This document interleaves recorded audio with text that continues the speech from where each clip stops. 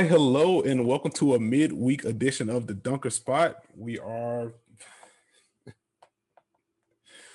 oh man, all right, I'm gonna have to cut that. Jesus, all right. Edit.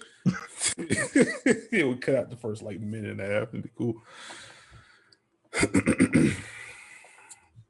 Hi, hello, and welcome to a midweek edition of the Dunker Spot. We are underneath the Basketball News Podcast Network umbrella. I am your host, Nekias Duncan, and joining me, as always, is my co-host, Steve Jones Jr. How are you, sir? Doing well, doing great, fantastic. Excited to be here with your big juice. Hashtag big time. We'll get to that in a second.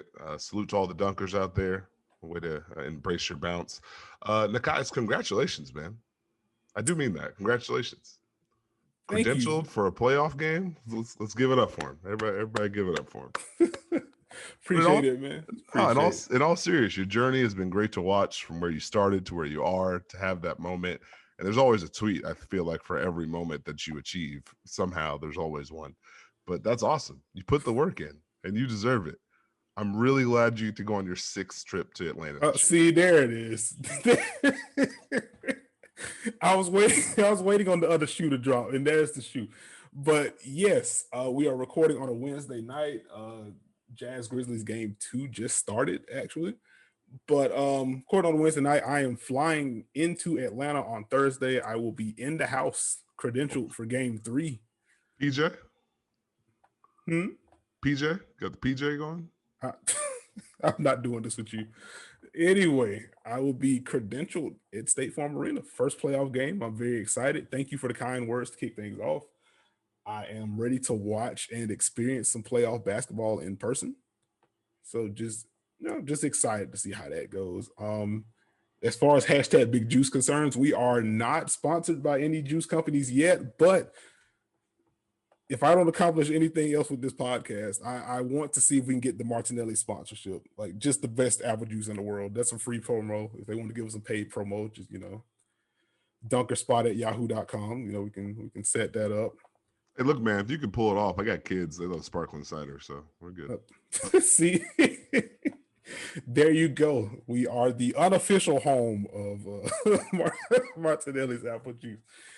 Anyway, before we dig into some playoff basketball takes, we had, stop me if you've heard this before. Kyrie Irving is in headlines for something that he said, and the people did not like it. As we are again recording on a Wednesday night, so Thursday night we will get game 3 of Nets Celtics. Kyrie Irving will be returning to Boston, and Kyrie was asked about his return, in which he said, and I quote, "It's not my first time being an opponent in Boston, so I'm just looking forward to competing with my teammates, and hopefully we can just keep it strictly basketball. There's no belligerence or racism going on, subtle racism, people yelling stuff from the crowd. But even if it is, it's part of the nature of the game, and we're just going to focus on what we can control."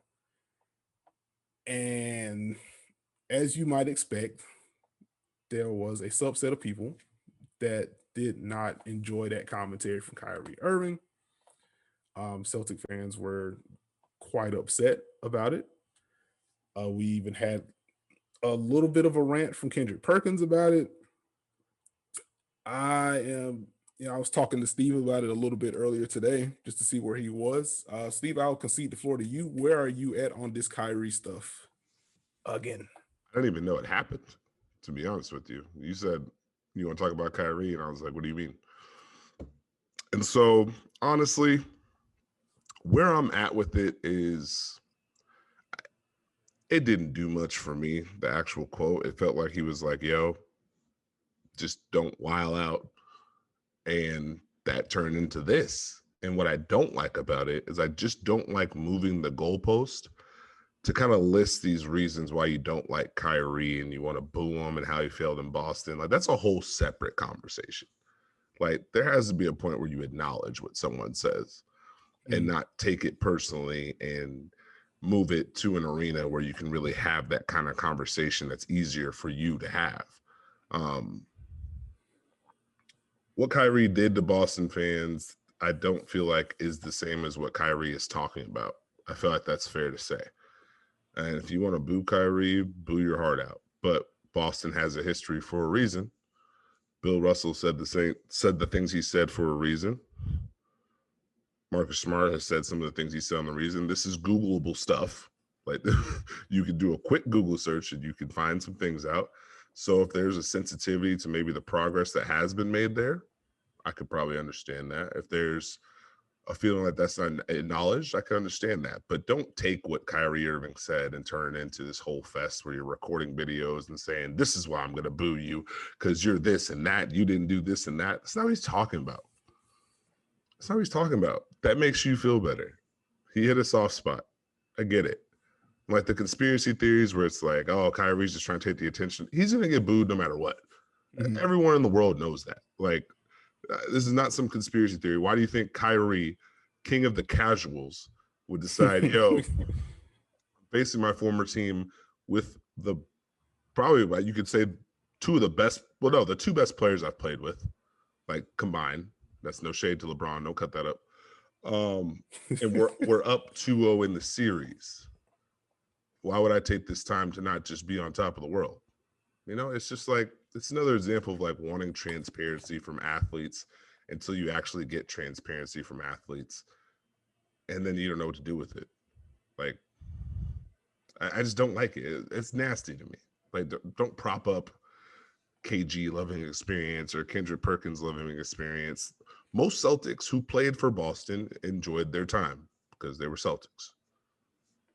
And if this didn't exist, the narrative wouldn't be present. I guess I'll put it that way. Rant over. But it's nasty. Stop moving the goalposts on things. Acknowledge what people are saying. Listen to them. Don't diminish their thoughts. And we could actually have some version of progress. There we go. Like, to that point, like if Kyrie says, hey, I hope there isn't going to be any racism or subtle racism. If your first rebuttal is, hey, what are you talking about? There's no racism here. Why are you pushing back so hard? Like, if it isn't there, then you could just brush off the comment. You can easily say, yo, me too. You stink. Like, you can still, you know what? That's a great thing you said. Boo. Where's the meme where the worst person on earth made a good point? You could use that. There's mad things you could do. I don't understand why we have to go here. It's odd. And like, this is all you said, that wasn't what Kyrie was talking about, which is true, but also it is what he's talking about because he's like, hey, let's keep it basketball. So if you want to boo him for him not taking your team to the Eastern Conference Finals or whatever, or you want to boo him for leaving your team for another team, that is within the realm of basketball. So there was no need for like rants in front of, rants on the sidewalk, because what you are planning on booing him for fits what is quote unquote allowed for you to boo him for. So it's just, I don't know. It was very odd. Just an odd response in a long line of odd responses to things that Kyrie has said. And I feel like people don't listen to what he says. But it's like, honestly, it's the reaction to what Kyrie does that is turning into the exhausting part. Because now you got to figure out, what did Kyrie actually say? And then you got to parse through all the responses and be like, how do we get here? And then it's just like, I'm done with it. And with that, I am done with it too. Like, I don't have much to add. Like, actually, while we're here, is there anything meaningful to take from Celtics Nets right now, outside of a massive talent gap? The Nets have the Celtics in the sharpshooter right now. The Nets are figuring some things out, and they're showcasing what they can do offensively. And we're starting to see some of those lineups that we haven't seen. We talked about in the regular season that we saw the Nets kind of making those growths offensively. And it was like, this would be really good if they had all their guys. And now they have all their guys. So you have a scenario where Blake Griffin screens, rolls, and just out of habit, defense helps. It's a skip, I think, to Kyrie, to Joe Harris, open three. Mm-hmm. what do you do? Like it's kind of a what do you do scenario. And like that's where I was like, this is kind of a good get right series for the Nets as far as figuring some things out, taking some hits, getting the ball moving, finding your lineups out, and getting back to where you think you should be before you hit it. Because that next round, the East is going to be nuts. Like it's going to be go time. Yeah, no matter who gets out, like at this point, it's looking like, and we'll talk a little bit about it later, but even if we don't pick a winner in that Heat Bucks series, like one of those two teams are going to prevent at least some problems for this Nets team, even if you feel like they're favored. Like Miami has the kind of defensive personnel that can make Brooklyn work a little bit, and they have one of the best coaches in the league on the sideline. They can kind of scheme up some things. And then if not them, it's Milwaukee with Giannis, who poses a very unique problem.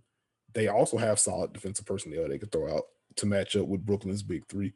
So obviously we'll talk about whatever series ends up happening down the road. But to your point, it is good that even against this depleted Celtics team, the Nets are starting to find some flow. Like the first half of game one, in which, you know, shots didn't go down, but also the process didn't seem great. But then that process improved in the second half. And then we get to game two, and you know, Joe Harris has 16 in the first quarter or something like that. Like the ball was just pinging around. If they can get those little things going now, like that's going to be a big boost for them as they get into the tougher rounds of the postseason. No, yeah. And I don't want to diminish Boston. They're in a tough spot. But man, I feel bad for Evan Fournier. I don't know what he did. I don't know who he upset. But they went at that man in game two. And he had enough. Hey, salute to him for standing up to himself for himself. He had to do so. Like I remember I ended up tweeting about it during the second quarter. I was like, okay, Kemba Walker is like 5'11". He's on the floor right now. Jabari Parker is on the floor right now. And every trip down, it's a high screen to find Evan Fournier. And I'm just like, what? This has to be personal. Because there are two markedly worse defenders on the floor, and you are targeting the same person over and over again. I don't know if they did a Google search. I don't know what happened, but they had enough of him, and he had enough of them. Like, hey man, I didn't sign up. I didn't sign up for this. Like, this is not what we're doing. So, salute to him. I mean, if they Googled him, then I would understand them being upset. I will leave that there. Also, before we move forward, I just want to make sure I have the tweet right. You said that James Harden and also Kevin Durant are better than LeBron. Is that what you said? I want to make sure I have the direct quote. Is that accurate? Is that nope? Nah. You said they are both better teammates than LeBron. Is that what? I said two. He's not had the two. If it's slander anywhere, it's towards Kevin Love. Salute to Kevin Love, though. I see. Try to trap me. Hey, do you want to revisit your Blake Griffin can't roll take? I mean, sure. What? I don't think the viewers can't see this yet until the pod hits YouTube. But Steve got very close to the camera, awaiting my answer here.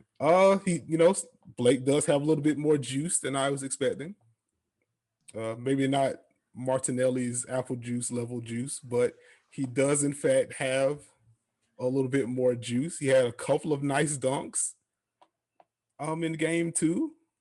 Hashtag vintage floating down the timeline. It was very cool. So good for him. Just another positive contributor to this very talented Brooklyn Nets team. Oh, wow. Look at the end of that. All right, I'll take it. I'll take what I can get. I'll take what I can get. I feel like that was pretty diplomatic. What's the issue? It was, but that's okay. Don't worry about it. I had a couple takes about tonight's games that were played prior to our recording. Go for it. Quickly on Philadelphia, Washington. So Washington had a Joel Embiid problem, and then they had a Tobias Harris problem, and now it looks like they have a Ben Simmons problem, which is about 3 problems too many. So I don't know where that series is going, but I don't know if the Wizards can drum up a spell in this one. Boo. Boo. And then on the Knicks, Julius Randle figured some things out. They made some adjustments, set some high pick and roll for him, empty corner pick and roll. He was able to turn the corner, started being aggressive against the help, finishing against Capella, driving and kicking. Very interesting because they need him. Like, if he's not going to be Julius Randle, this series can't go their way, because that and the length against Barrett makes it tough. But also, they also benched Elfrid Payton in the second half, so that's a victory for y'all. And Knicks fans everywhere were lit in the Garden. Poor guy. Just wanted to point out that the New York Knicks won this game 101-92. That is a 9-point win. Elfrid Payton was a -7 in 5 minutes, and I'm not sure how that happens exactly, but it's a solid adjustment by Tom Thibodeau by not putting him back in after the initial stint. So good for him. Also on the Knicks side, one adjustment that I did notice, particularly in the second half, they did start trapping Trae Young a little bit more in pick and roll. And I was wondering if that felt like the natural counter to me for what he did in pick and roll, because if they're just going to play their base coverage, then Trae is always going to have something. He's going to have a pull-up three. He's going to have a floater. He's going to have those kickouts to the corner. If they're running double drag, just by virtue of the way the Knicks defend, they're always going to have that popper that, I guess, depending on who screens first. But Collins is going to be there. If they use a guard as kind of that popper, that was going to be there.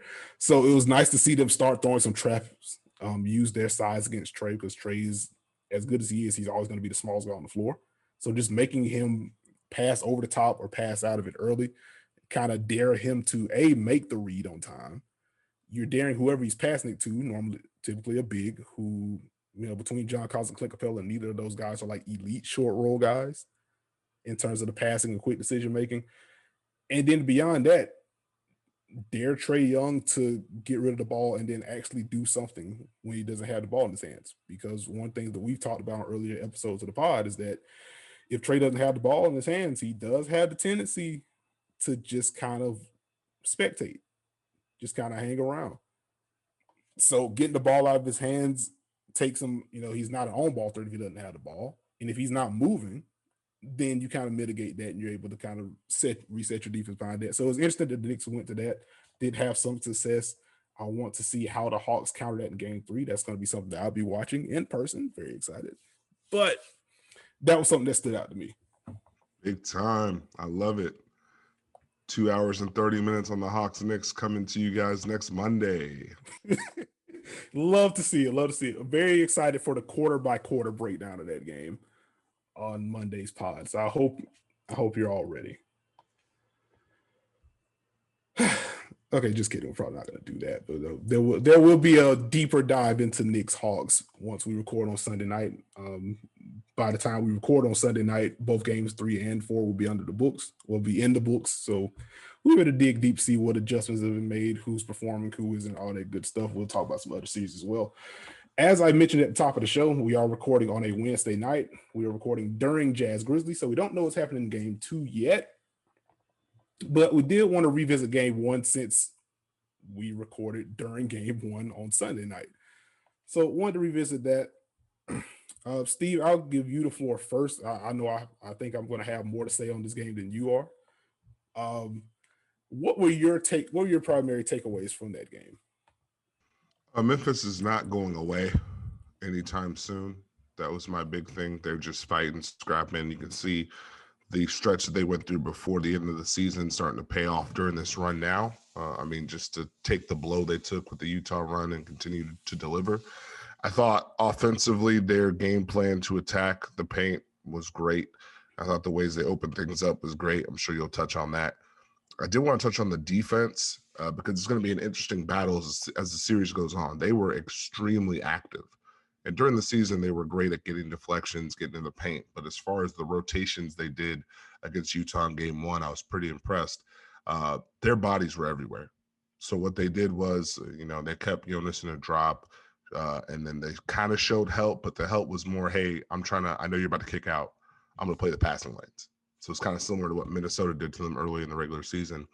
But they were flying around on every drive. There was a drive. Utah's big in the drive and kick, but hey, drive 2-3 guys right there in front of you. Wasn't perfect, wasn't the best, quote unquote, scheme wise, but they got the job done. And that really did a good job of disrupting Utah's rhythm, because Utah's counter to the drop is either pull up three or they get to that drive and kick and force shooting rotation. And that's going to be kind of the push and pull that I'm watching for during this series. Can Memphis keep that activity up as Utah gets Donovan Mitchell back, as Utah gets some of their lineups back, and as Utah is a team that punishes teams for getting in rotation? So it's going to be kind of the yin yang of Memphis having to fly around to take things away, and Utah wanting them to fly around to get their attack going. So that's kind of the part that I was fascinated about. But that Memphis defense was working, man. And even if they were working, Utah still had some automatic looks. So I can't wait to see how that develops going forward. Right, like as you make the point about the defense, I agree with you. It was very active. A lot of deflections. I'm just pulling up the box score real quick. Memphis did have 12 steals in that game, by virtue of what you were talking about, just kind of flying around, showing the help that they did, just having the hands active in the passing lanes, to be able to get the hands on the balls. Utah, the fact that they lost by 3, did not have Donovan Mitchell. You got a plus defensive effort from Memphis. And like they just couldn't knock down perimeter shots at all. Just an incredibly poor shooting night for Utah, and that was on a lot of open looks. I think that was encouraging for them. As you talk about just sticking with the defense, they're walking into this knowing that, hey, this is a young team that wants to scramble around. Also, they have 2 very clear negatives on the floor among that starting unit, at least. Like Ja Morant is not a good defender right now. Kind of struggles to get through screens, and off the ball, it is an adventure, to be kind. And then there's also Jaren Jackson Jr., who, as I made my thread about the game on Monday afternoon, he just kept popping on my screen with mistakes. He kept getting lost, like just poor depth in the drop, losing shooters. Like if Utah was going with a 2 screener look, he was playing the 4 a lot alongside Jonas Valanciunas, which means he was on Bojan Bogdanovic, and basically any screening action that involved Bojan as a flare guy was trouble for Jaren Jackson Jr. Just could not stay attached to him at all. So I think at bare minimum, Utah is going to be able to pick on that pick and roll combo. They may run some dummy action just to get the defense, get Memphis moving a little bit, and then they can just go right after John Jaren. And I'm a little bit concerned about what that's going to look like, especially as they get Donovan Mitchell back into the fray. But you still have to give them props for the effort that they showed on the defensive end. Like even within the lapses, they worked hard to correct those on the fly, which I think is encouraging. On the other side of the ball, I wrote a piece about it for basketballnews.com, talking about the way that Memphis attacked Utah in pick and roll in particular. In that second half, the Grizzlies had a 128.6 offensive rating in the second half, which with a team with this kind of track record of shooting in particular, that's kind of an absurd number. But I like what they did in pick and roll in particular. Like they'll go to these double high looks where they bring up 2 screeners, 1 to each side of Ja, or whoever was the ball handler. Kicked off with like Kyle Anderson midway through the third quarter. He was able to get a couple of good looks out of it. I just like that they kind of forced the Jazz to navigate traffic on top of already being in their drop. So you knew what kind of shots were going to be available. Like those pull-ups are going to be available in drop, floaters, pull-ups, whatever. But once you add in that second screener and you have the point of attack guy kind of trying to guess, okay, which screen is he going to use? How do I want to navigate this?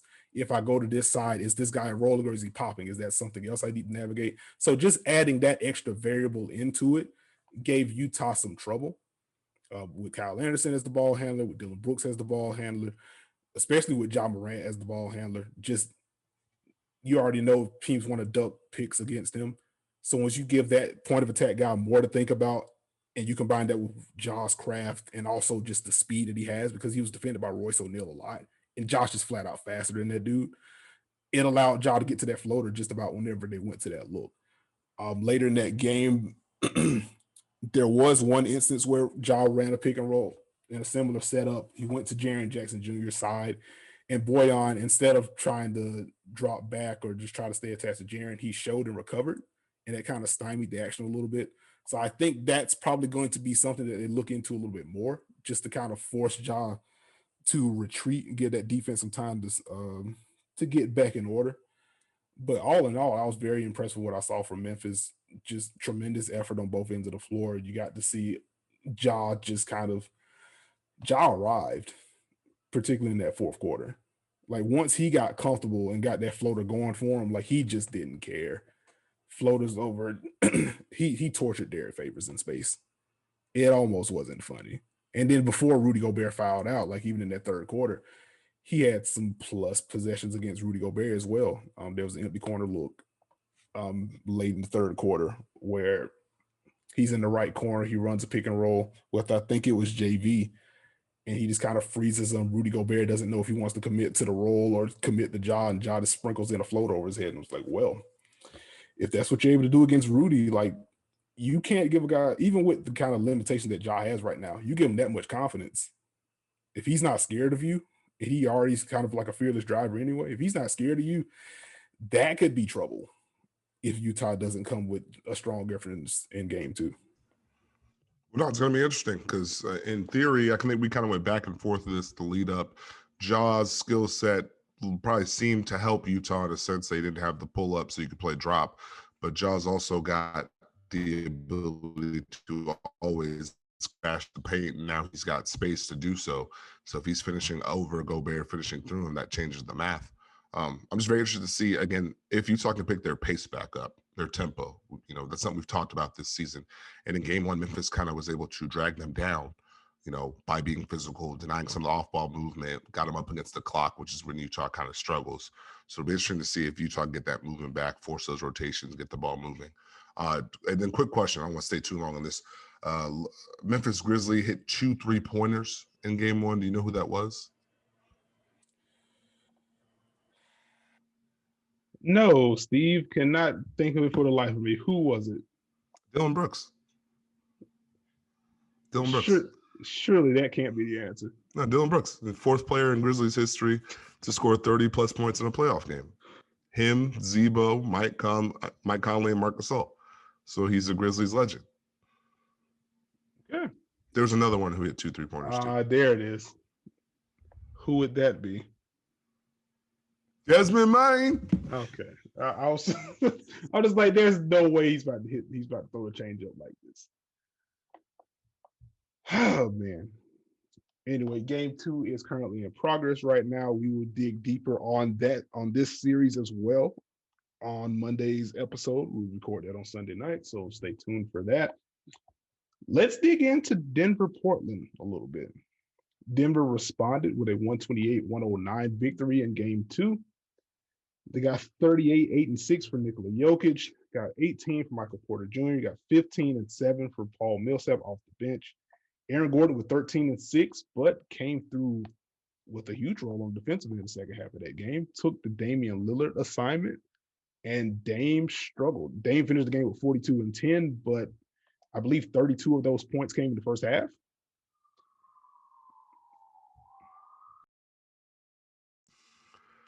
He fit Damian Lillard slander into a 42-point performance. It's incredible at this point, guys. How is that slander? I was relating it to Aaron Gordon's performance. Aaron Gordon took on the Damian Lillard assignment and did a good job. Continue.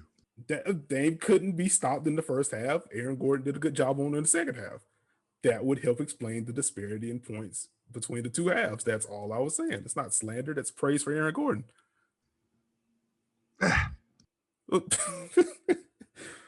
can't believe I got the Well, I'll bounce it back to you. How did you feel about Aaron Gordon on Damian Lillard? Is that something that you anticipate seeing throughout the rest of the series? Well, I salute Denver for making that adjustment. At the time they did. They didn't have to go to it then. They probably could have run it out a little bit longer, but they were trying to get that win. They went towards it, and that was it. Now, the reason that adjustment is big is because on paper, Gordon can contest the shots, the pull-ups. He can stay down and contest the step back, and then he can navigate screens and, in theory, would be able to contain a drive or late contest to Dame's drives, which is usually his counter. So that's pretty good. My big takeaway from it was less to praise Gordon and more wondering why Portland didn't really do anything to put pressure on Denver for making that move. Because here's the thing, when you make that move, you're acknowledging something. That's the thing about adjustments in the playoffs or trying to preemptively do something. You're acknowledging, hey, this is an issue. We're trying to fix it. Mm-hmm. And if that adjustment gets beat, you're in a little bit of a pickle. Which is why I don't know if I want to see Gordon on Dame the entire time. Like, I feel like you keep that in your back pocket a little bit, because if you allow Portland to figure that out, where do you go next? That would be my issue with throwing it out the entire time. Just a theory. How impressed were you? I'll ask that question before I continue on with my praise for Denver's defense. I was very impressed. Like, Aaron Gordon is good at navigating screens. He's not great at navigating screens. So I was kind of waiting on the other shoe to drop, because I definitely get the argument to putting him on. Bigger body, can contest, can muscle Dame a little bit if he does try to get downhill, get some contest at the rim as well. So I got the move. I was just worried about, all right, what happens if Portland is not just a regular high pick and roll? What happens if they throw out some Spain? What happens if they like they go to some wheel action or something? Like, what happens if they make him chase Dame around a little bit before they set up the high pick and roll? Like, what is that going to look like? And to your point, Portland never really stressed him that way. I think that's low-hanging fruit for them in game 3. So I worry about that aspect of it. Let me ask you a question before you jump back on Denver's defense, because I was listening to the Game Theory podcast with Sam Vecini. He had Dave Dufour on, and they were talking about this matchup. And I believe it was Dave that made the suggestion that maybe Denver should start Shaq Harrison and give him the Dame assignment a little bit early. And then you can mix in the Aaron Gordon matchup as well, instead of going to that from jump or having that as your only option among the starters. The only problem with the Shaq Harrison deal is if it doesn't work and then you don't score, you've handed Portland something. You know what I mean? So I don't like starting Shaq Harrison. I think he should get minutes, especially if Dame has it going. He should definitely get some more of the assignment. Boy, there was a lot of Shaq Harrison content on my timeline. I missed his stretch, and I was like, wow, that's some pretty good activity. But that was also like 2 plays. Like, but that's neither here nor there. I won't go that route. Shaq Harrison slander? No. Okay. Shaq Harris Seymour. That's what I want to see. You couldn't have even felt good about that one. It didn't feel good coming off my fingers. It's fine. Shooters got to shoot. So I just don't know if I would like to start that, because you kind of want the offense of Campazzo and Rivers to kind of at least get a flow and keep putting pressure on Portland, which I had a point on that and here in a little bit, but I don't think it's something you have to do. Okay. Sprinkle his minutes in more, but fair enough. The floor is still yours. I just wanted to bounce that on you. I heard the real adjustment that Denver did defensively was taking away the rotate, or doing a better job rotating and pick and roll, and taking away Portland's options. So I'll go back, watch the tape. Portland loves that empty side pick and roll, or really any pick and roll in general. And they were carving Denver up in game 1, just carving them up. Probably the best ball movement I've seen from Portland. In game 2, Denver made a slight adjustment. The weak side low man, guarding the man in the corner, rotated early to Nurkic, already there on the roll. The second man on that wing dropped down and took away the corner pass.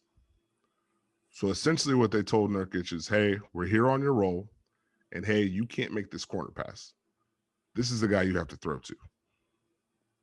And so what that did was limited the options, limited the space, and they picked their poison. So you're not going to be able to slice us up like you did in game 1. Mm-hmm. This is the pass right here. And the second part of all that was Jokic's recovery. So when he would show high, he would recover and basically come towards the middle of where Nurkic was.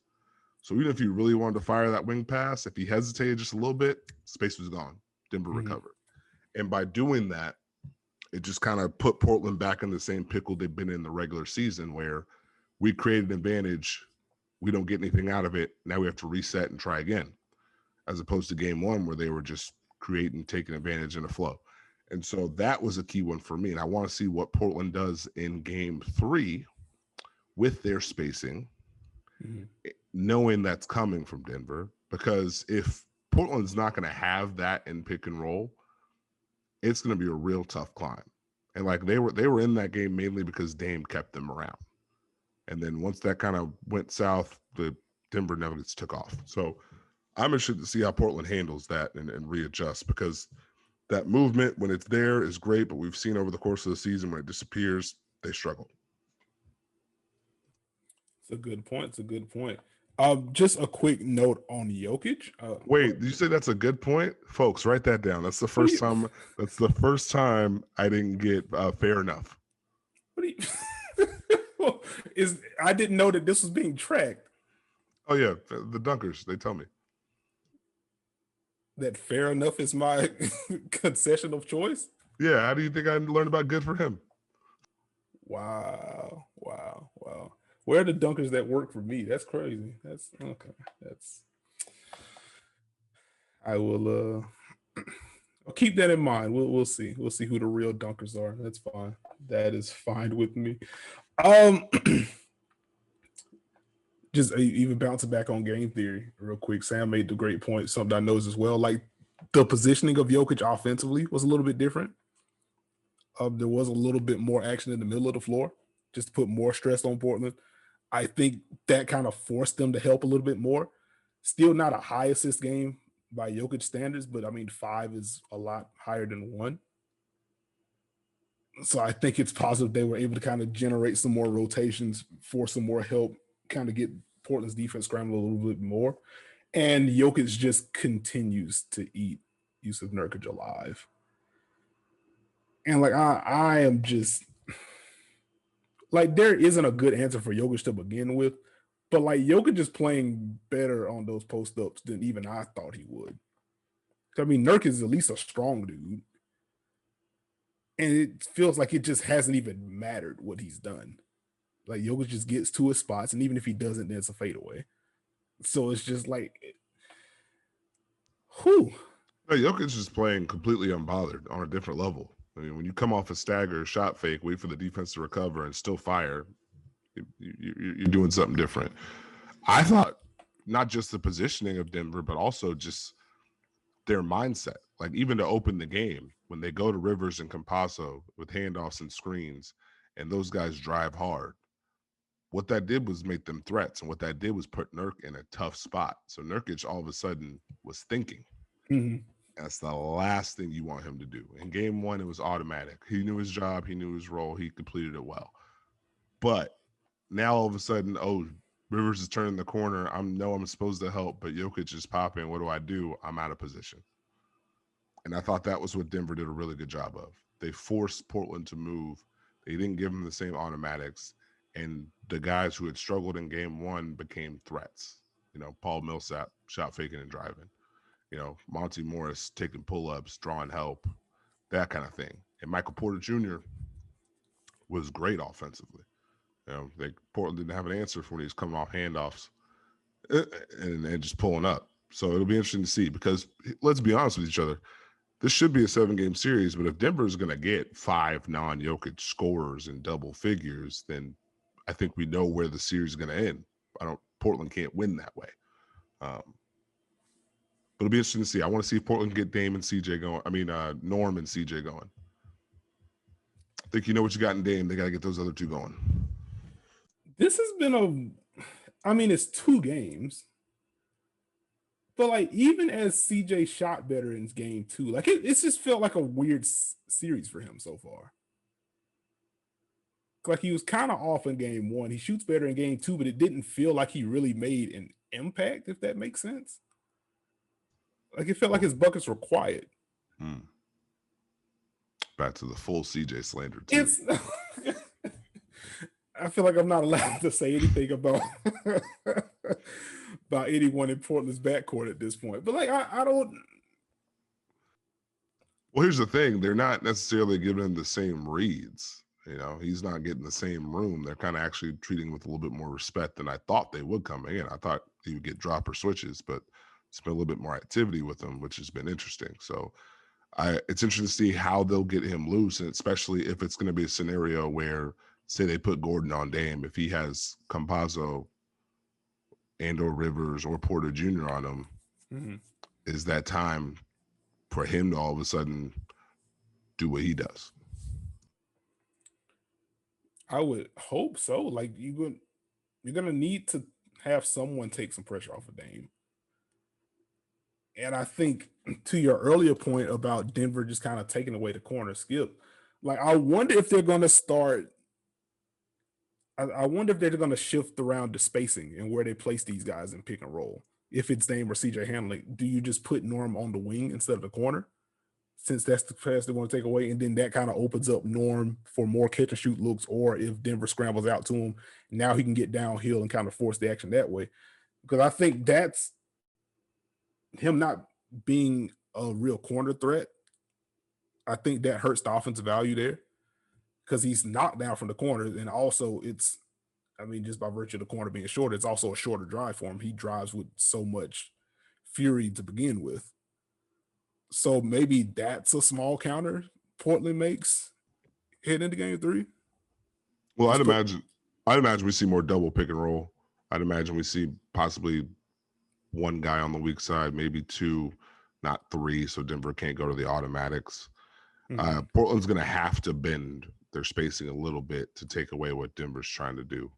They can't just feed them the 3 because it's too easy right now. All right, fair enough. Let's move on to another series. Where are you at on the Clippers at this point? Confused, as I seem to always be with them. I don't understand how they got into this spot. And they don't just have a Luka problem, they have a Mavericks problem now. They have a drive and kick problem. They have a Tim Hardaway Jr. problem. The defensive game plan, I'm not sure what it is. And let's credit Dallas and let's credit Luka because he has made some shots, boy. He has made some shots. And it feels like anytime the Clippers come close to some sort of rhythm or, hey, we're going to pick this coverage, he immediately makes them pay. You want to keep Ibaka in the drop here? I'm going to just go right into him, shoot a fadeaway. I'm going to put Paul George on me, sweet. Fade away for him. Kawhi on me, I'll post him up, fade away. You want to go under and pick and roll, pull up 3. Like just the timing of how he's just been like, no. Has been crazy, which I don't think helps the Clippers do that. But it's been a weird series. Like, I don't know what happened to Zubac. He's been tortured by a bunch of contested shots, but also he got beat on a drive by Maxi Kleber. And he's like solid defense guy. I don't know what happened to Serge Ibaka. He brought in for a difference maker, switch, big, all this good stuff. He's in a drop. I'm confused. You could have put DeMarcus Cousins in for that. But I mean, the defensive breakdowns are terrible. You know what? Go ahead. You say what you're gonna say. I'm gonna get fired up. No, like the only thing I was about to jump in with is like Serge played 5 minutes, and I don't get why he only played 5 minutes. Like that part just odd. I'm gonna let you go because I feel like you have. Well, here, I'll talk about that point. Think about it. Neither of their bigs are guarding well, and their small lineup isn't working well defensively. So where do you go? I mean, I'd at least try the guy that can space it out a little bit and operate in space a little bit better than Zubac, at least in theory. Like I would imagine conditioning is the issue that they're having with him right now since he's been out for so long. But like also, it's getting kind of dire. Like it's not that it's a 2-0 lead. It's a 2-0 lead heading into Dallas. And it's a 2-0 lead in which in neither of the 2 games have you looked like you've had a plan on defense. I mean, you squint hard enough. I won't even say squint hard enough. you know they want to switch. Dallas knows they want to switch. And like with Kawhi on Luka in particular, like there was more effort to kind of stay attached and not switch into easy stuff. But Luka was able to string them out and force them to switch anyway. And then once Luka got the switch, it just didn't matter from there. So that was odd. I was also confused by some of the rotation choices. Like, talk about Serge, I get that part. Like, why is Nick Batum playing less than Reggie Jackson? Why is he playing less than Patrick Beverly? Like, why do you have any fewer than like 3-6-8 dudes on the floor at all times for the Clippers? Because that just shouldn't happen. You're thinking they should go with a big small lineup. So what's their best lineup to you, in your opinion? PG, Kawhi, Batum. PG, yeah. So Kawhi, PG, Batum, Morris, and then a fifth. Like Serge? Like it could be Serge. If you want a small out there, then I guess Rondo's probably your best bet because he can at least give you the passing boost. And he has the wingspan to where like he's what 6'1", 6'2", but like the wingspan makes up for it a little bit. He's also smart. So like maybe it's those five. But like at the end of the game, it's Patrick Beverly and Reggie Jackson on the floor together. And it's just like, did you just not watch what happened in game one? Were you just not there for the regular season series? Were you not there for the postseason series last season, in which Reggie Jackson just got completely torched whenever if his shoe was on the court with Luka was looking for him. Like I don't get it. Like we can quibble about what the limitations are for whatever scheme the Clippers want to throw out there. And we've had that conversation. And I feel like we're going to continue to have that conversation as the series goes along. But like just from a personnel standpoint, you should understand fundamentally, we really can't afford to have a small guard on the court, period, when Luka's on the floor. We sure as heck can't have two. Because all he's going to do is pick out one and then hunt both in pick and roll. And then what do? Let's blitz Luka Doncic with 2 6'3" dudes. Like, let's switch our small guard to see who gets beat quicker. Like, I don't get the plan there. The hashtag is Big Mad, folks. I'm a bit confused is what I am. I don't know. You called him Reggie Laxon right now, so I'll give you that one. That was pretty good. I'll allow it. Okay, let's remix it. Let's get off the Clippers defense a little bit because I think everyone and their mom can see it, and we can always discuss it as this goes on. Are you at all worried about the Clippers offense? After going back through it, like there was a little bit more emphasis to get to the rim, which is great. The shooting did bounce back from game one, which is great. I cannot remember which one of my followers tweeted this, but I think the Clippers had a 121 offensive rating in game two, which is great.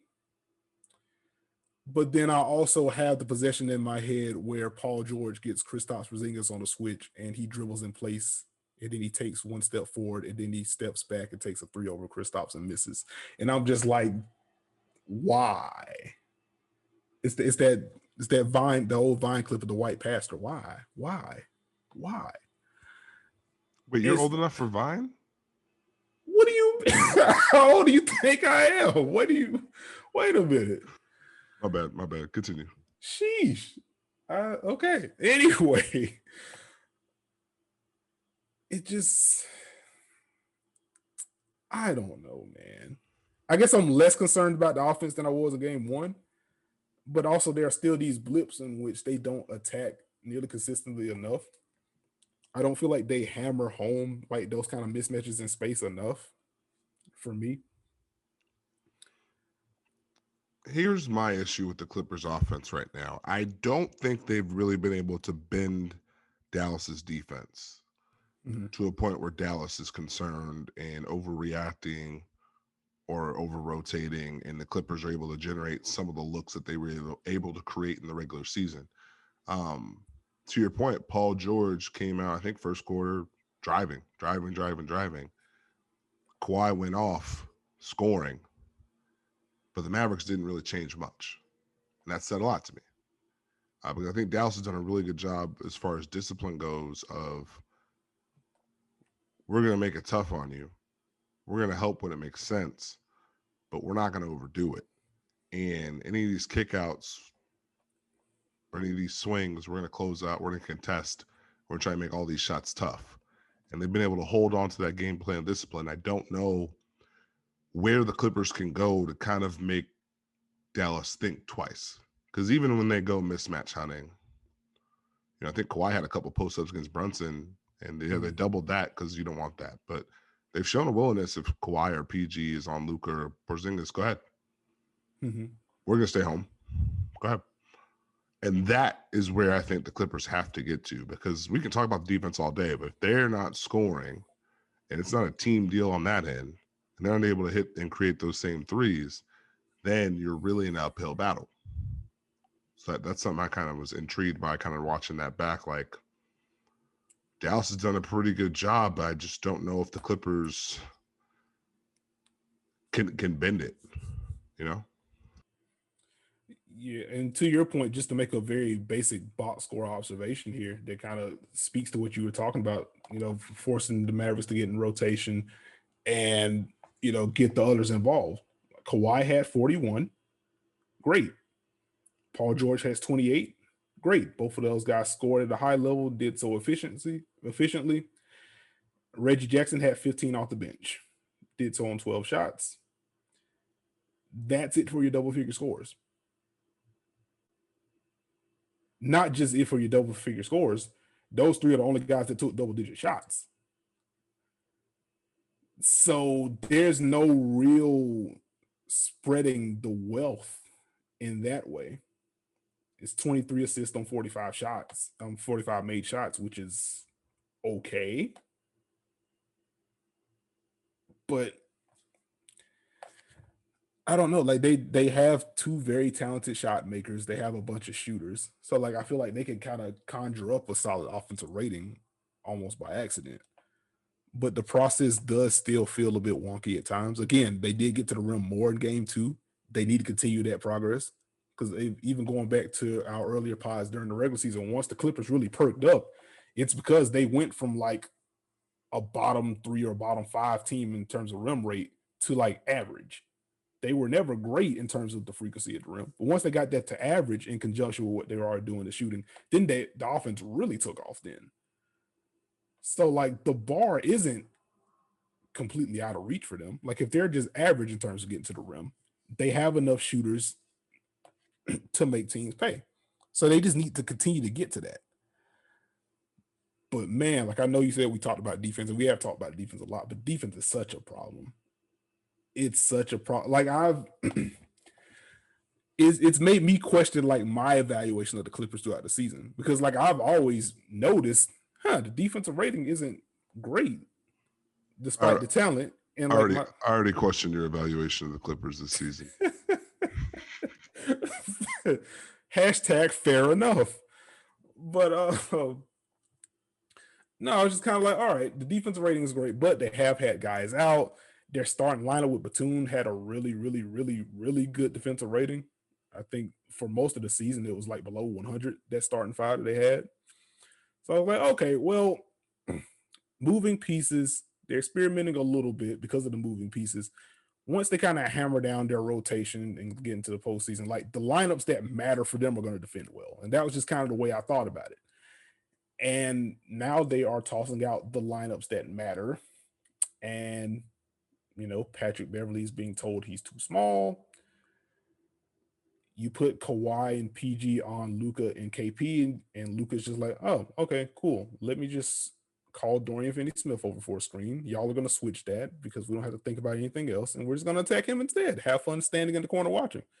And it's just like, okay, well, if the lineups that are supposed to defend aren't being able to defend, and then you're also throwing out some weird lineup combinations, like Sure, let's watch Luca torture small guard. So we're going to throw an extra small guard into the lineup too. You're compounding the problem. I just a little concerned about the Clippers. I'll say. Well, I mean, it's not looking great, especially because defensively, I don't know what the answer is. I don't know if they know what the answer is.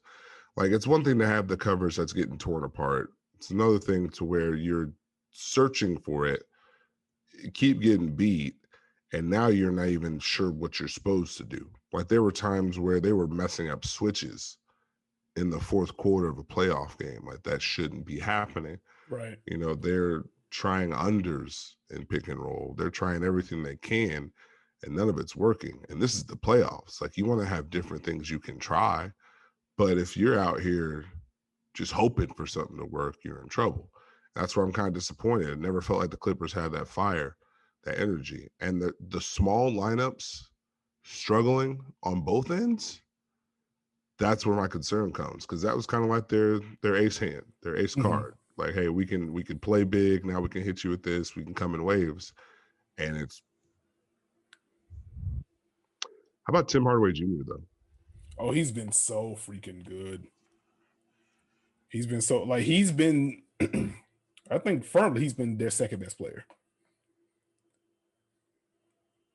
That just what he brings as a shooter, contested or otherwise, behind the arc or like way behind the arc, it kind of doesn't matter at this point. Like he's on a heater. He's also able to attack closeouts and kind of keep and scramble the Clippers defense that way as well. Just a super impressive effort for him. I still don't know what to make of Kristaps at this point. Quiet 20, but it was a 20. It was, but and no, I'm not going to call it a hater. It's fine. He did have 20. It's also been an odd series for him. I'll just say that. Well, I mean, they've just limited his impact. That's the one thing the Clippers have done as far as overall impact. They've kind of taken some of that away. Now switching Reggie Jackson onto him in the post, probably not the best idea, but I thought they'd done a decent job. If I'm the Clippers, I put all my resources into defending Tim Hardaway Jr. In the same way that they kind of all of a sudden were like, yo, Seth Curry and Trey Burke can't do this anymore. Like, they need to do that to Tim Hardaway. Like, hopefully you can figure out the Luka thing. But, like, the rest of y'all, y'all can't score. Like, we have to turn your water off. So it basically turns into, like, Portland's game plan against Jokic in game one. It's like, all right, you are really freaking good. We don't really have a great one-on-one answer for you. Fine. Have fun, eat your heart out, score a bunch of points. We need to make sure that we're not in rotation. We need to make sure that these guys are not getting comfortable. Let's just take that away. So that's kind of what you're envisioning for the Clippers. Like that's an adjustment for them. Just I would think. I mean, hey, make Luka keep making these plays. I know the switches don't look great. I know everyone is tired of the switches, but go ahead. You destroy Zubac with those fadeaways. These guys can't score, but it's going to take better transition defense. It's going to take more awareness. It's going to take closeouts, not getting beat off the dribble by these guys, not letting Dallas get in the drive and kick. Because if you're letting them do that and Luka's doing what he's doing, you are going to Cancun. 1, 2, 3, Cancun on 3. Oh man, fair enough. Let's move on to Lakers Suns game 2. I have a Suns question I want to pose for you. In the event that Chris Paul is just not going to be there, I think he's going to try to gut it out and play it. But let's say they end up holding him out because the shoulder is just too much. Like, what adjustments are you making from Phoenix side to kind of make that work offensively? Well, it's tough because they need him to kind of balance out what the Lakers are trying to do defensively. But as far as what I would do if I was Phoenix, you're going to have to hopefully you can move Booker off ball more, try and get some more movement, try and use some of the angled screens that you had used earlier in the season. But he's going to have to be a massive factor, and then Campaign's going to have to play. Like, it's just going to have to be campaign, hopefully making reads in Spain pick and roll. And then hopefully you get a better game from Devin Booker overall as far as playmaking goes. But if CP3 goes down, that's a lot for Devin Booker to handle. Not just having to score consistently against this defense, but now he's got to make the right reads and make the right plays consistently. And I think you saw the Lakers really lock in on trying to take that away from him. So maybe you see more Javon Carter, but I don't know how much he moves the needle offensively. That's the tough part. It was pretty clear with CP3, there's a ceiling. I mean, without CP3, there's a ceiling. So you can't not run, which, I mean, they probably have to lean more sets, move away from a little bit of pick and roll, but it's tough. That was actually going to be my next question for you. Like, who is the guard that kind of, I guess, takes the campaign role at that point if he were to take more Chris Paul? And again, like, this is a question from me. This is not me having any reporting that Chris Paul is going to be out or anything like that. This is a question that I have in my mind. Again, if you're just asking me what do I think Chris Paul is going to play in Game 3. I think he's going to continue to gut it out. But I'm just trying to think of what Phoenix can do here, because I think that quickly becomes the most important thing they have to worry about. Like, we could talk about what Anthony Davis did in Game 2, or Marc Gasol finally getting to play and kind of juicing the offense a little bit. It's about time. But ultimately, if Chris Paul isn't healthy, like, I don't know how much any of that matters in terms of Phoenix winning odds, because, like, if they don't have Paul, their chances for winning games, much less the series, it drops tremendously. So I guess if we do get to a point to where Paul just can't play, is it Javon Carter that gets more minutes? Is it Langston Galloway? Is it Etuan Moore? Is it some combination of those three? Or how would you lean in that front? Of those three, I'd probably say Carter and then Moore would probably be the two that would get the crack at it. I'd probably go Carter first because 2 ends, give you some shooting, execute what you need offensively. Okay. I mean, I also like, my initial thought was, I don't know if this is a Carter series, just because where he brings the most value is as a point of attack defender.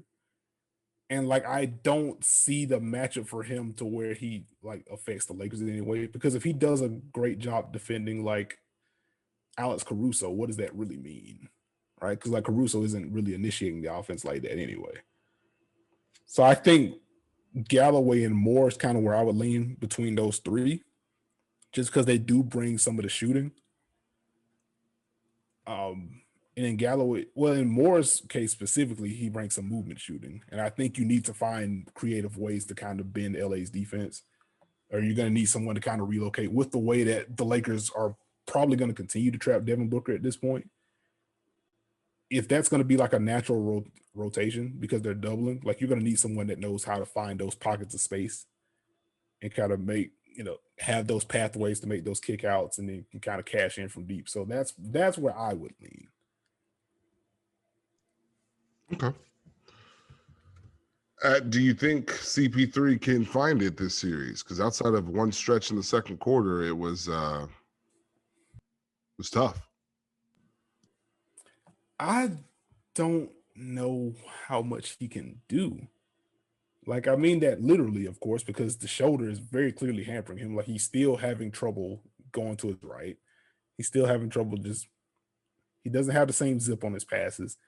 He's struggling with ball security, which that never happens with Chris Paul.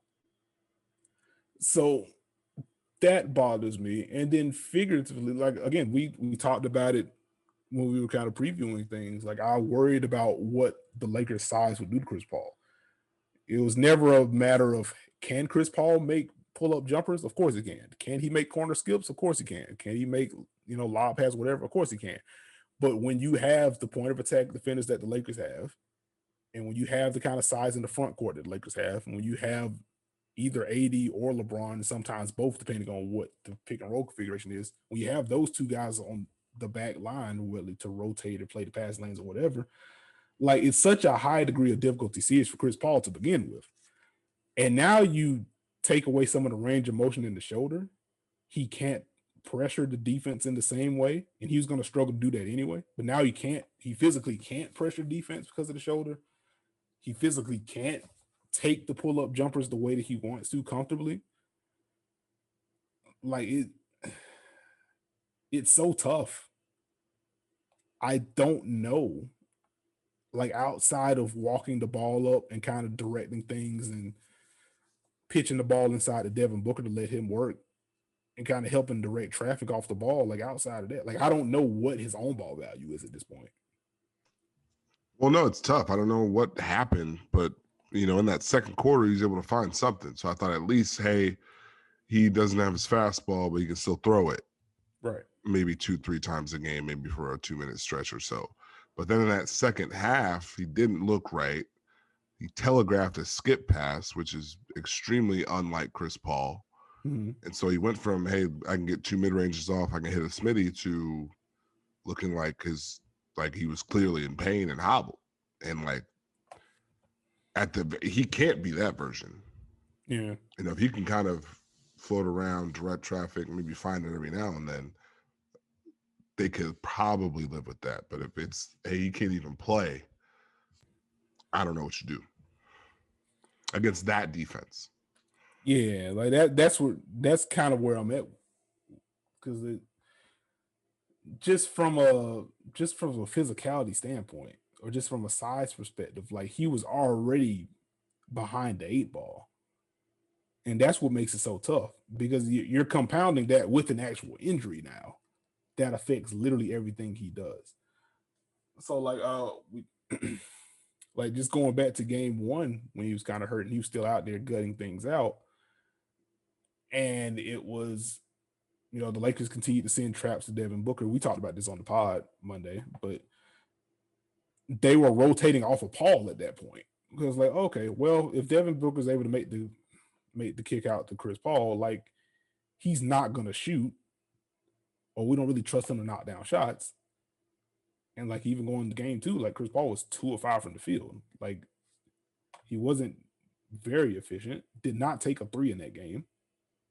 Split a pair of free throws, and Chris Paul's one of the best free throw shooters of the modern era. So that's a tale there. Like, okay, if this guy that's consistently between like 88 and 92% from the free throw line, if he's splitting free throws, we have a problem on our hands. And it stinks that it's come down to this. Because as someone that has loved watching the Suns all year long, B, picked the Lakers in 6 anyway, to see the series kind of come down to, well, Chris Paul doesn't have an arm to work with, it's disheartening on both counts. Well, let me get you out your vibe real quick. Okay. What did you think? I thought the Lakers defense was really good. But before I get to that, what did you think of the storyline where Anthony Davis just didn't talk to anyone for 36 to 47 hours before dropping 30?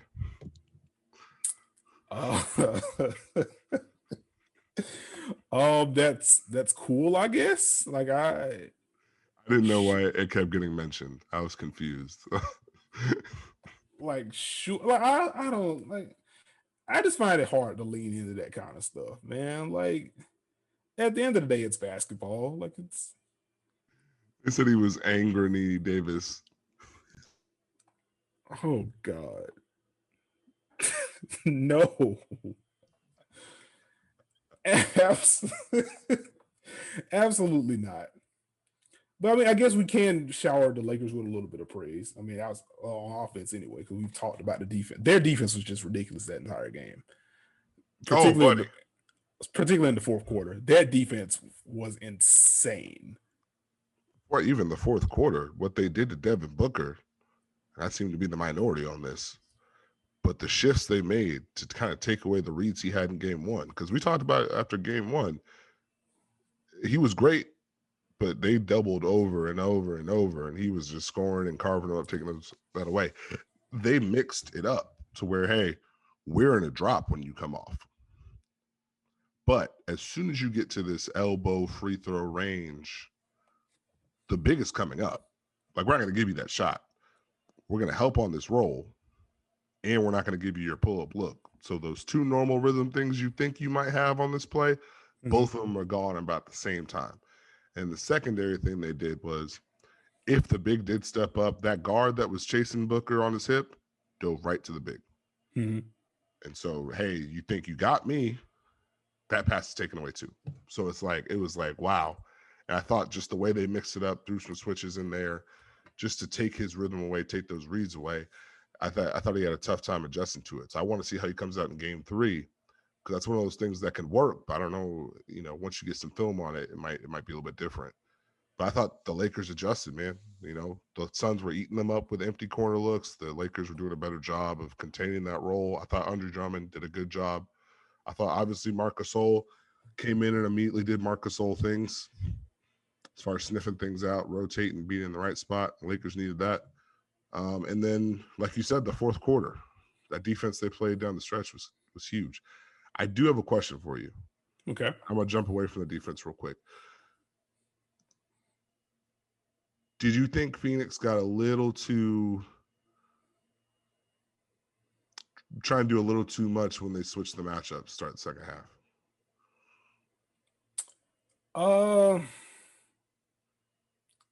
It was a little bit odd to me because I didn't think they had to do that. Like, force the Lakers to make that decision, if that makes sense. It did feel a little early to me. I thought it was odd. Like, I feel like that's in the back pocket, but now all of a sudden you kind of open LeBron and AD up, and I don't want Bridges near Anthony Davis if you can help it. No disrespect. That kind of got them going. Things were off to the races. Are you worried about DeAndre Ayton defensively after the second half of that game? Man, Anthony Davis got to the line a lot. He did. He got to the line a lot. And like, this is the worry. Well, this is part of the worry about Ayton having to defend AD in particular, because I mean, you saw the good of it in game 1. It's like, okay, well, if AD's going to bail you out with jumpers, like, Ayton has the size, he has the length, he has the mobility to get out there and contest shots or whatever. If AD is now like attacking off the catch, if they're running some stuff above the break, if he's operating as a screener or whatever, or if someone's setting something for him, or if he's just trailing it and relocating, he's catching on the move and he's attacking downhill. Now we got some issues, because now you have Ayton off his base a little bit, and he can get a little handsy if that's the case. So once you have DeAndre Ayton thinking about things, that's a problem. Like, it's a similar point that you made about Yusuf Nurkic earlier in the pod. Like, if you're giving him something more to think about, all that, there's a slight hesitation is all he needs to get beat. And with Ayton, it's the same thing. Like, if he has to think about navigating something else, or like, okay, AD's catching it on the move, what move is he about to throw out there? Is he about to cross over? He's going to stop on a dime for a pull-up. Is this about to flow into something else? Is going to be a kick out? He's going to relocate somewhere else and then kind of cut in from the wing now. Like, once you add all that stuff in for him to kind of think about, it gets tough. And if Anthony Davis is able to get you off balance, he's going to get to the rim. And if he gets to the rim, you either have to, you're going to be on a post, or you're going to foul him. And Anthony Davis got to the line a lot. No, yeah. And when we talked about it in the lead up, that was kind of my concern with Ayton, is when you take him out of just being asked to do one thing or doing one thing really well and make him start thinking, things happen. Even just the switch to guarding Drummond. Now he was in a different role. He was the weak side help guy. That didn't go so great. Now they're running elbow action for Anthony Davis. Now Ayton has to navigate screens. I think AD hit a 3. Now your AD's in space. Now you're, instead of being in the action, you're trying to help figure out where to go. That becomes a lot. And if they get into that bag for AD, then I start to get concerned, because even in the first half, it was clear, even with the fouls, they should feel good about what Ayton was doing. Even with the increased drives, hey, you can still contest, keep it in front, and then hopefully you keep shooting that jumper. But it'll be interesting to see. What else I have? Why did LeBron do Cam Johnson like that? Like consistently? But that was rude. He didn't have to do that. He did not. Like, how? I guess concern is probably too strong of a word. But like, where are you at on LeBron? Because like he played better in game 2, but like he still hasn't looked like LeBron in this series. Like the dosage of post up still isn't there. The driving aggression still isn't really there.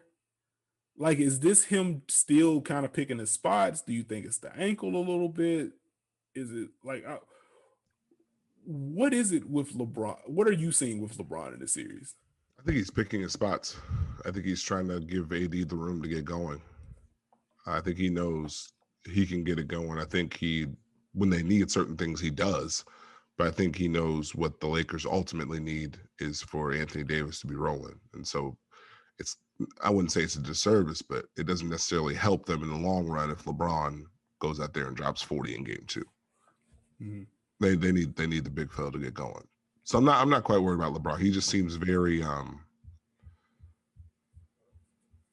contained. I'll put it that way. Okay. Very contained. I don't know if he's saving it. I don't know how to describe it, but contained. But the Suns fought, man. It was fun to watch them battle. Oh, that they did. Like, they are not lacking in heart at all. They are very much going to give the Lakers their best punch every time down, which is a cliche thing to say, but it's also a very true thing to say. Like, Monty Williams has those guys playing ridiculously hard. They are a very smart bunch, still a talented bunch overall, but like it's also hard to kind of ignore the Chris Paul cloud and all of this. Yeah, the Chris Paul cloud is tough, but like if you remember that the Phoenix was right there. When Anthony Davis passes up a 3-point shot, they're right there. It looks like they're about to take momentum. And then that closing lineup came in and changed everything. And that's kind of my concern too. Like whenever the Lakers do go to the AD at the 5 lineup late, especially with no Chris Paul, where do you go? Like, what do you do? You pray. That might be the best answer. I feel like this is a natural transition point. How concerned are you about the Heat? I chose them to win. I am concerned. I'll put it that way. Mm-hmm. That was a very we're sick of y'all, it's not going to be y'all type of win from Milwaukee. Now, it's a whole lot of threes, but that kind of blow can bleed to the next game. The tricky part for Miami is Milwaukee seems ready to make adjustments when they have to, and they seem like they're just not willing to let Bam or Jimmy get going. Mm-hmm. Like Brook Lopez refuses to move. He is going to be in the paint. Doesn't matter what Bam does. And what they're doing with Jimmy Butler defensively is pretty much saying, hey, man, it's not going to be you, buddy. So you can tell when he makes those drives, you know, the Jimmy drives where he's trying to probe, trying to see if he can get some help, all that good stuff. They stay home on those. They stay home on those. But when it looks like he's trying to turn the corner, they help. And that subtle defense, that's tough. So Jimmy's walking a fine line, and they're not giving him any of the switches. They're not giving him any of the normal reads, any of the normal looks. So now he's either forcing it, searching it, or going against help defense. And having to deal with Giannis and PJ Tucker, also not ideal for him. The Bam deal, again, it's got to be, I feel like they're a guard short, because you look at Bam, the way that Brook is playing off of him, there's really only one guy who can really make him pay, and that's Duncan Robinson. Mm-hmm. Because when you look at the matchups, usually it's what Drew's guarding none, Giannis is on Butler, Middleton's on Duncan. None of those handoffs are ideal, you know, as far as Brooks not moving, and most of those guys can navigate pretty well. So it's not like you can hand off to Jimpy and he'll turn the corner because they're just going to give him a pull up. And it's not like, you know, if Bam comes out, takes 4 jumpers, what'd you accomplish? Like that's my issue for Miami. I don't know how they get into the rhythm unless they get someone else going. Like unless Kendrick Nunn loses his mind, and now you have Nunn and Duncan you can go to on either side. Like the issue is I don't know how they bend Milwaukee's defense right now. I guess that'd be my concern, my ranty concern. Ranty concern. No, like I think it's valid. Like they just have not been able to attack the drop consistently in a way that makes Milwaukee sweat, I would say. Like game 1, you got the big Duncan Robinson game. Goran Dragic also was able to get loose and pick and roll. But ultimately, that was kind of it. And to your point about being a guard short, like you went to the Robinson thing, I was about to point out, like Kendrick Nunn has given Miami virtually nothing through the first 2. And, you know, while Robinson gives you the movement shooting, you know, against that drop, working as a handoff guy, a lot of pick and rolls. I mean, they're basically 1 or 2 dribbles, so it wasn't like a traditional pick and roll or anything like that. But Duncan Robinson was bringing it that way. Kendrick Nunn is your purest like pull-up threat on this roster. A guy can get to the pull-up 3, can especially get to that pull-up mid-range too, whenever. And like those shots just have not fallen at all. And it was already going to take him to shoot a little bit above his head to make Milwaukee blink. Like I think he has the skill set to make those shots. But I think it would have taken a little bit of overperformance to make Milwaukee blink. And he's underperforming drastically right now. So if I'm thinking of an adjustment that I would expect to see in game 3, like again, this is me just making a guess. This isn't source or anything like that, but like I would put the odds at like 95-5. Like I'm 95% sure Goran Dragic is starting game 3. Like I think Spo's gonna pull that card because they need somebody credible to get that offense going within the starting unit. Because Bam just doesn't know what to do right now. He has not been able to walk the line between get the shooters open, get myself open, put pressure on the rim. That's just a tightrope that he has walked poorly in this series. That's not a death nail on him. That doesn't mean he's always going to struggle with it or anything like that, but he's been flat out bad at it through 2 games. With Milwaukee putting Giannis on Jimmy Butler, that's a lot of length for him to deal with. Your point about the way Milwaukee defends, the way that he probes, is a very sound one because he's able to get like loose change on that kind of thing 2 or 3 times a game normally. Even if he isn't in super scorer mode, he's able to just kind of find random buckets like that. And Milwaukee's taking that away. If you take away the randomness with Butler, you're just left with who he is, and who he is a guy that you're not scared to let shoot because he's just not that kind of threat. So if he can't get you random buckets, you're not worried about him as a pull-up threat, and you're walling off the rim anyway, what is Jimmy Butler? Like, it just kind of gets tough. And if he's not bringing any real equity as a scorer, what is his passing doing? Because the secret there is that he's kind of like, he averaged like 21, 7-7 this year. Like, he wants to pass and set guys up first to begin with. So if he can't do that, and then you're taking away virtually any easy scoring read that he would get, then it's a bunch of hesitation. And then your number 2 guy in Bam Adebayo is also struggling to walk this tightrope. So now you're stuck with Duncan Robinson needing to be above his head, and very quietly, Duncan Robinson only got 6 3-point shots up in game 2. He made 7 in game 1. That's a problem. Milwaukee was able to tighten that up a little bit.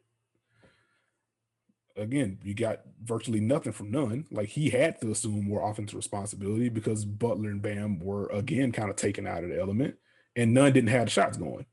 The only other guy you really had was Goran Dragic. So I think that's going to be your counter. Like, just have another pick and roll creator out there.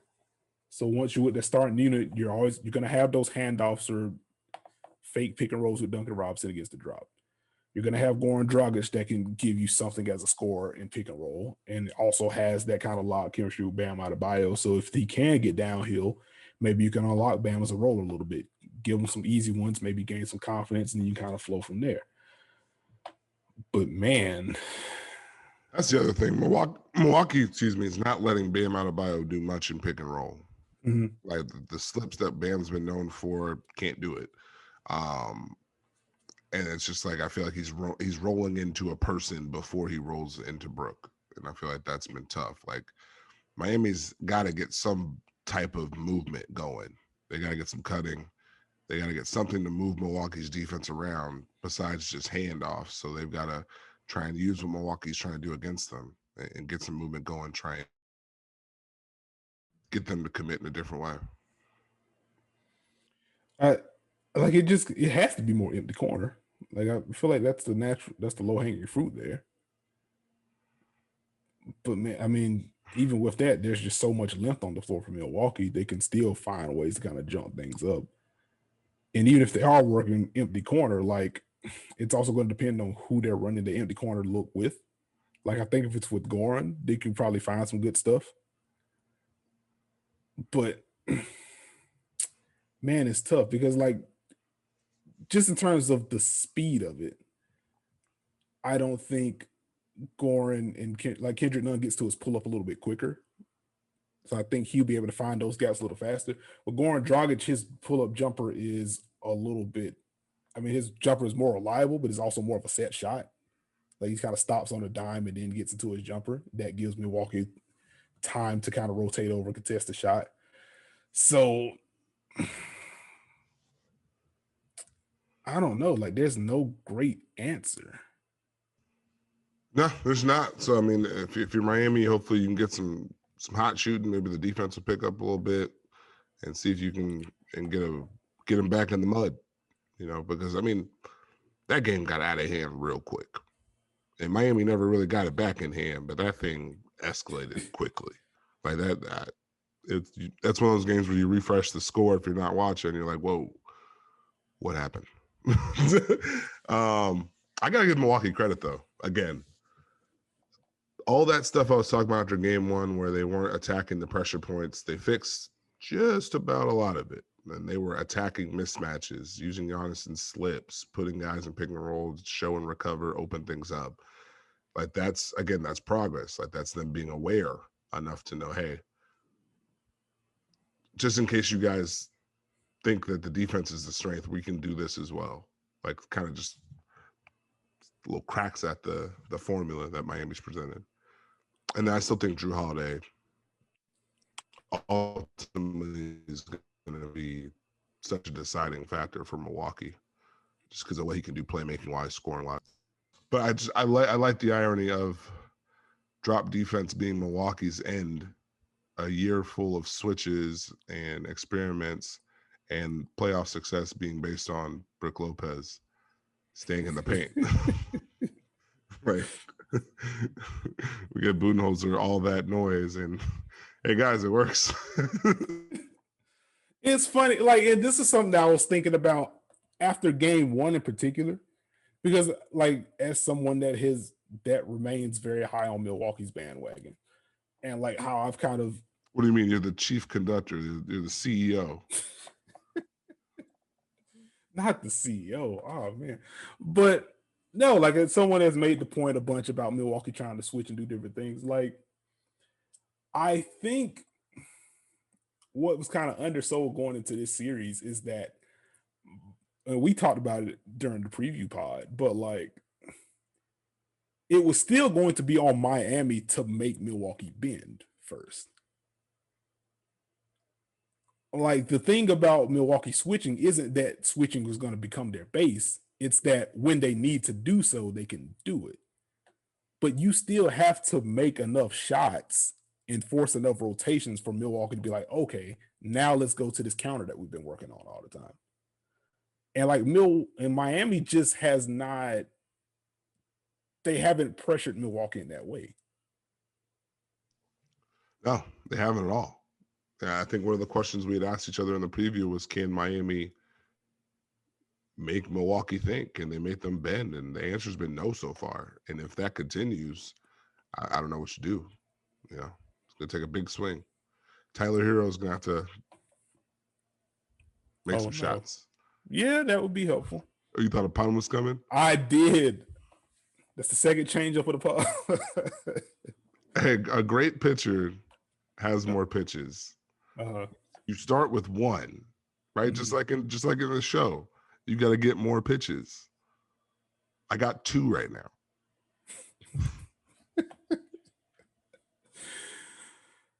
Oh man, I will let it rock. Do we have time for the mailbag?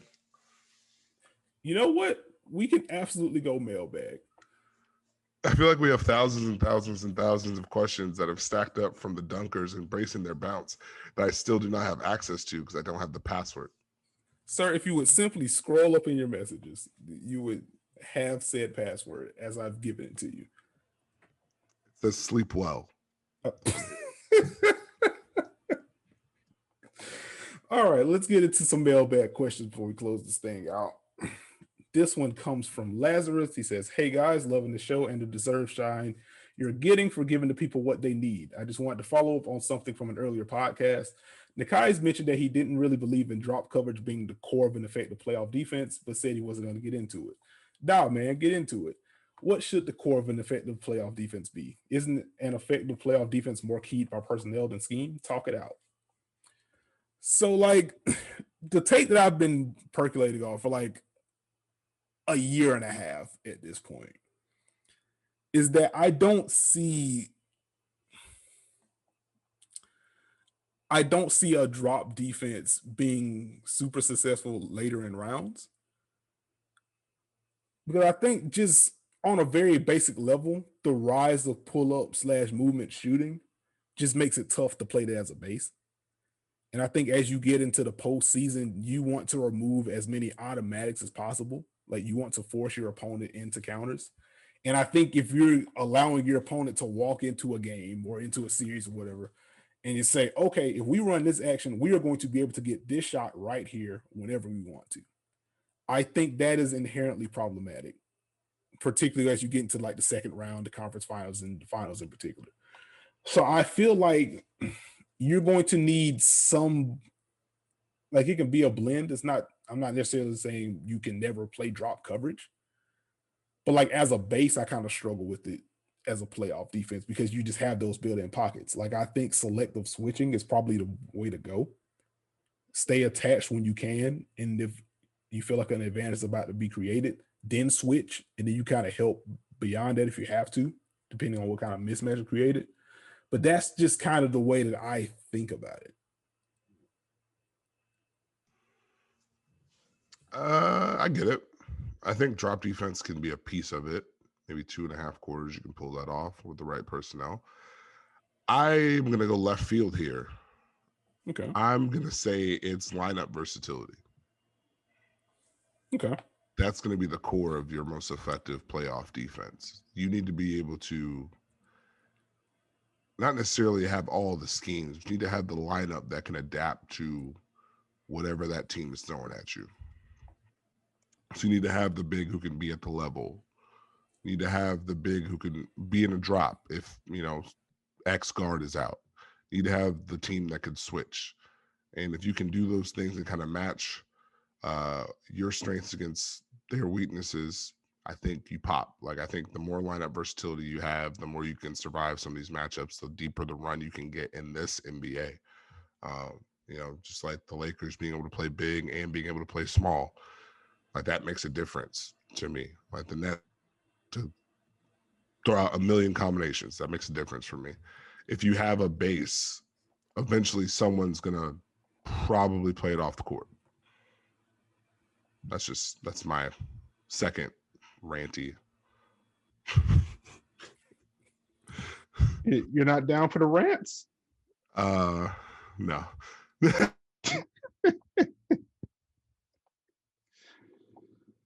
Well, no, because I don't land the dismount on my rants. Like they just kind of go, and then I'm like, I said what I said. Period. I see. Yeah. Like I'll never get to the "we saw you" in my rant. Ah. Ooh. Okay.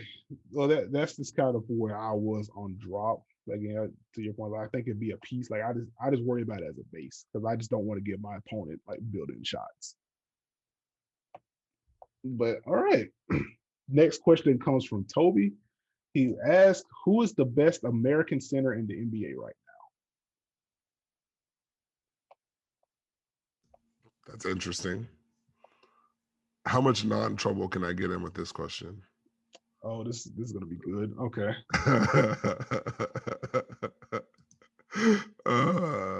Let's see. Do we count? Excuse me. Anthony Davis is a center. Anthony Davis doesn't count Anthony Davis as a center, so no, I'm not gonna count him as a center. Okay. Do we get Bam? See, that's where I was gonna go first. That's where I was gonna go first. And I was like, well, he does have I think Nigerian descent as well. Oh, you went for it. You brave. Is that bravery? Like I don't.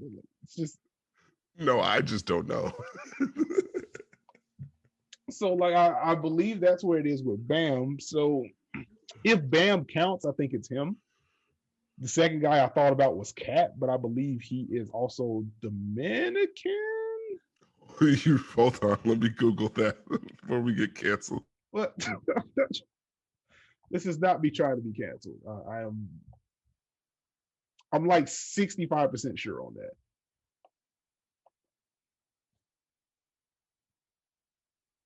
But if not Bam, if not Cat, then I guess like this. Do we go like Jared Allen? Was this question just so you could say Jared Allen was a top 5 center? No, but like Dominican Republic. Okay, see, all right. I know some things. You know a lot of things, man. So basically, well, here's the next question. Well, Miles Turner or Jared Allen?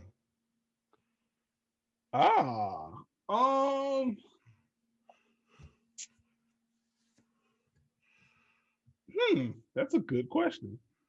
I'm on a heater. That's a really good question. You know what? It's probably Jared Allen right now. Wow, that's interesting. Does Christian Wood count as a center? I always think of him as a 4, but like I'm not super tied to that. If you want to call him a 5, that's fine. All right. Would you go Christian Wood? No, I'm still going AD/Bam. Is Mason Plumlee a top 5? Is he though? Look at how we've listed. Is he a top 5 American center? Okay, let's take out. I'm going to take out Bam for a moment, right? So, hold on. Let's do it this way. What I'm going to do, I'm going to pull up some 2K ratings for centers, right? Just to get a rough list up here. I'm just saying, as you do that, I think Anthony Davis, Bam. Most people go there, but we have what? Jared Allen, Miles Turner. Okay. So according to 2K, right? Oh, these are American flags. That's fun. Okay. So according to 2K, the answer would be Christian Wood is listed as a center. Christian Wood is an 84 overall. Jared Allen is also an 84 overall. We get Andre Drummond, who's an 83. Montrezl Harrell, who is an 83. Oh, we're counting Montrez. I don't know if we're doing that. Yeah, I'm just looking at the flag, man. I don't. Okay. Montrez is an 83. Mitchell Robinson is an 82. Mitchell Robinson. There we go. Wendell Carter Jr. and Rashawn Holmes are also 82s. All right. So, all right. Now we're getting into some Mason Plumlee disrespect. Mason Plumlee is an 81, as is Robert Williams and also Bobby Portis. Okay. So there you go. Mason Plumlee is not. Oh man, Mason Plumlee is not far off, I guess. So Mason Plumlee, top 5 American center. He's hashtag in the hunt. So thank you, Toby. Thank you, Toby, for the question. That is all right. Let's close this one off with something that's more in our wheelhouse. I believe you're going to appreciate this one, especially Steve. This one comes from Andrew. He says, "Hi, Nekias, because I know Steve isn't reading this. You've heard me sing your praises many times, but your podcast is utterly fantastic. So I thought I'd ask you this. Rank the Spurs' young core based off of future potential, assuming good health for everyone. That core being as follows: DeJounte Murray, Derek White, Keldon Johnson, Lonnie Walker IV, Jakob Pertl, and Devin Vassell." Always love a good power ranking. Good to see it back. Am I kicking things off? Yeah, we're gonna let you kick things off. You are the rank guy. I mean, I can't even be the rank god. Yes, you can be the rank god. That's fine. Okay. All right. We can hashtag it. It's kind of whack, but it's okay. No, I like it. Let's go from bottom to top. Jakob Poeltl is going to be last for me.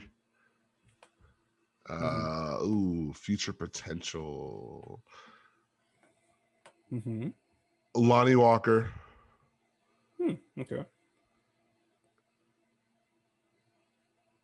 Keldon Johnson. All right. Devin Vassell. Derek White. DeJounte Murray. Okay, this is an interesting list for you.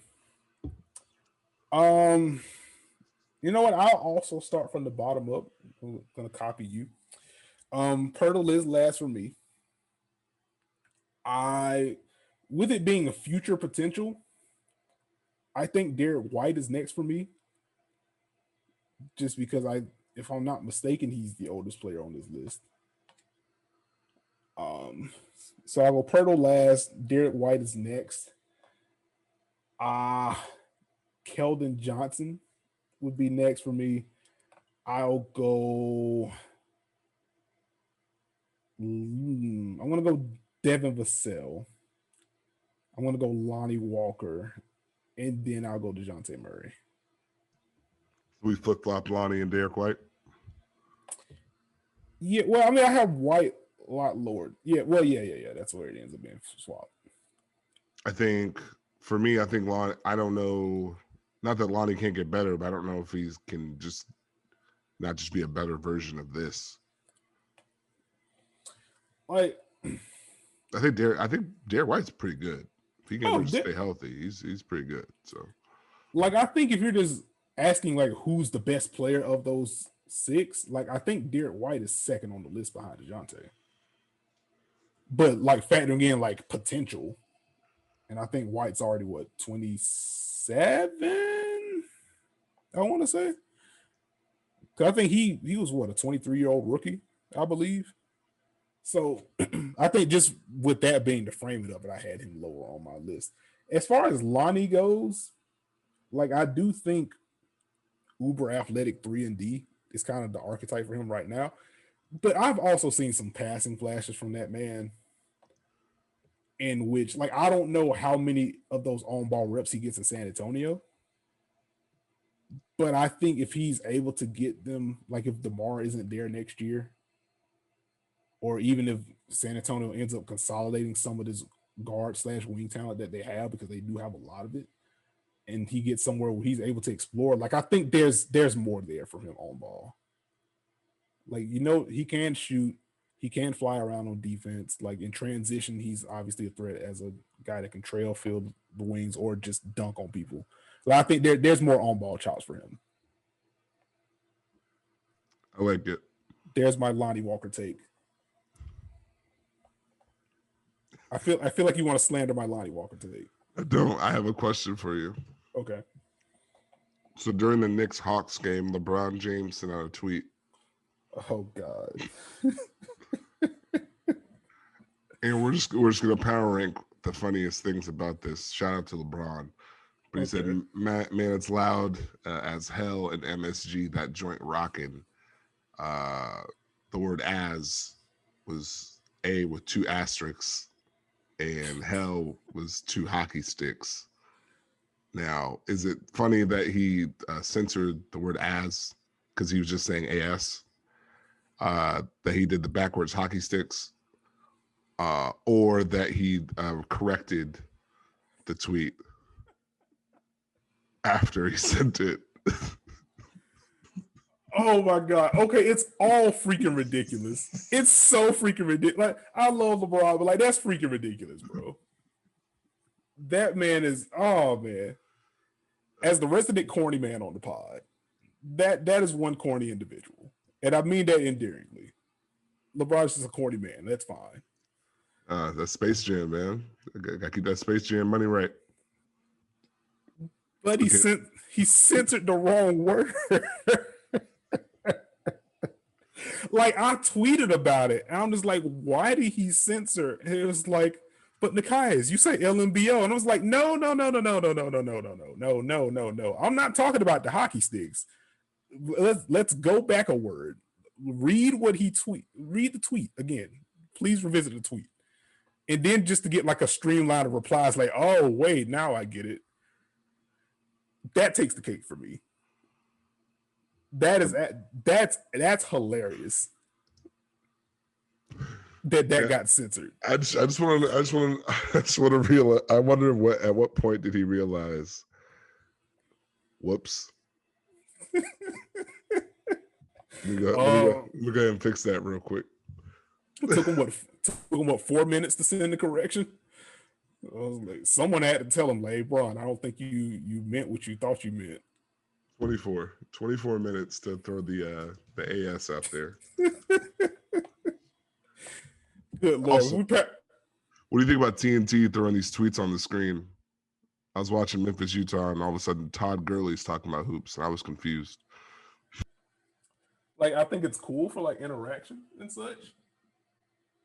But yeah, it was funny because I was like laughing at the LeBron tweet, and then I was laughing at my mentions about my tweet about the LeBron tweet, and then like 5 minutes later, I see the LeBron tweet on television during Knicks Hawks, and I'm just like, you guys,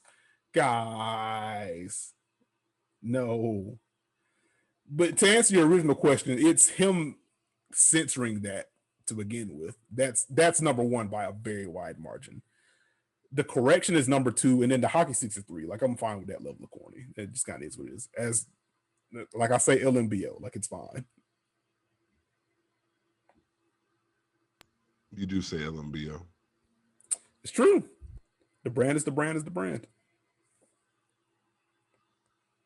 Speaking of brands, I think we have reached the end of this podcast. I'm going to have a nice glass of Martinelli's apple juice to cap off this wonderful podcast. So if you have not already, please subscribe, rate, review the Dunker Spot podcast. We are on Apple, on Spotify, on Google, Stitcher, Podbean, wherever you get your podcasts, you can find us. You can find me on Twitter at Nekias NBA. You can find Steve Jones Jr. at Steve Jones 20. And with that, we will catch y'all on Monday.